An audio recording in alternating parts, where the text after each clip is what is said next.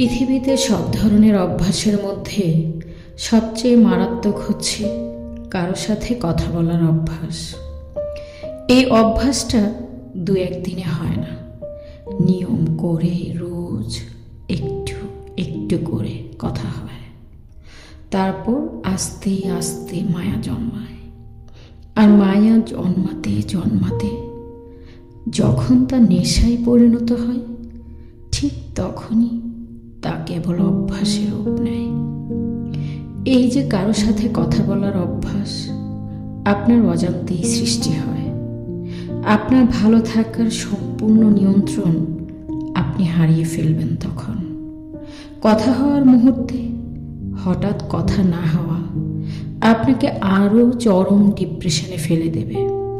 নিঃশ্বাস নিতে কষ্ট হবে, কোনো কিছুই আর ভালো লাগবে না, হুটহাট মন খারাপ হবে।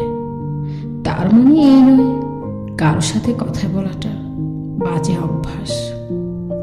কারোর সাথে কথা বলতে ভালো লাগতেই পারে, কিন্তু তাই বলে যদি সেটা আপনার নিত্যদিনের অভ্যাসে পরিণত হয়, তবে আপনার আর কস্মিন কালেও ভালো থাকাটা হয়ে উঠবে না।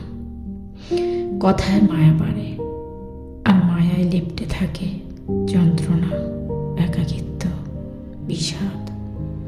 যদি মনে হয় কারো প্রতি একতরফা ভাবে আপনি ডুবে যাচ্ছেন, তবে নিজেকে থামান। নিজেকে ততটুকুই নিয়ন্ত্রণে রাখুন যতটুকু নিয়ন্ত্রণে রাখলে হুট করে কথা বলা বন্ধ হয়ে গেলেও অন্তত নিজেকে নিঃস্ব মনে হবে না।